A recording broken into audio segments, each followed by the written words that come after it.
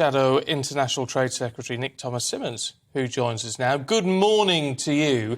Let's have a look at COP to begin with, should we? And this reparation issue which has come forward, and it looks like the UK could be forking out £200 million that we frankly haven't got at the moment. What do you make of that? Well, firstly, very good morning and good to join you.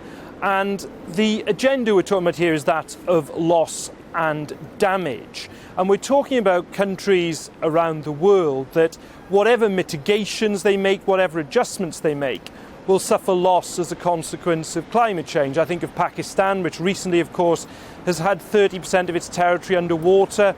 Island states that are low-lying, susceptible to rising sea levels like the Maldives. But it isn't just about morally helping particular countries. There's a real self-interest to this as well. It's in our interests that countries around the world are energy secure, that the whole world energy market is less vulnerable to shocks, such as, for example, happened with Vladimir Putin's illegal invasion of Ukraine.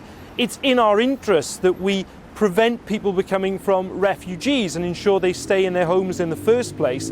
And it's also in our interest, and I say this as the International Trade Secretary, to ensure that it is the case that we are building our global reputation, which can only be a good thing for our trade policy and trade opportunities going forward. Yes, but there are questions, are there not, about where and who would be included in these loss and damage payments. I mean, I know Ed Miliband yesterday at pains to reassure people that it wouldn't include China, but can we be certain that that wouldn't be the case? Can we be certain that it would be only countries that don't do harm to our interests?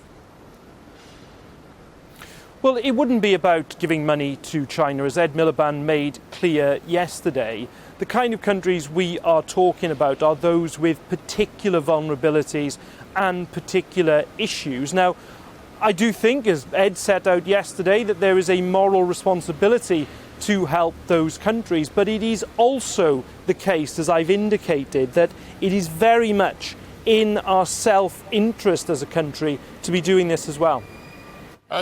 Andrew's been in touch this morning. He says we shouldn't be giving money and helping other countries if we can't help our own first. Where's the responsibility in terms of... I mean, on the basis that you're moving on to election footing now, which is pretty clear from Sir Keir Starmer, what would you say to Andrew when he says, actually, your focus needs to be on helping people here in the country rather than anywhere else?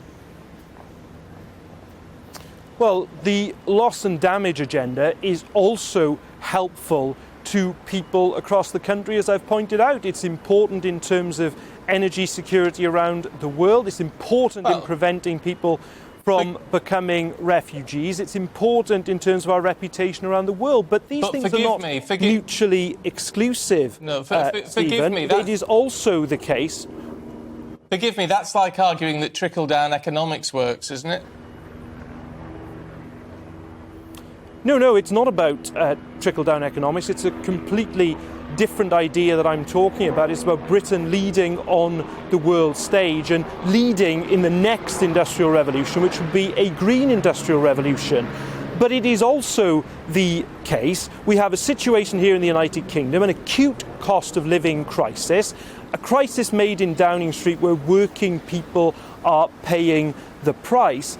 We've also put out arguments, for example, in terms of extending the windfall tax, where companies are making tens of billions of pounds in profits, and the government has only eventually, Rishi Sunak eventually introduced a minimal form of the windfall tax, and looks like needs to be dragged kicking and screaming to do the right thing again. But the Tory crisis that is made here in this country is the priority of the Labour Party, and the loss and damage agenda at COP is also in our country's interest as well.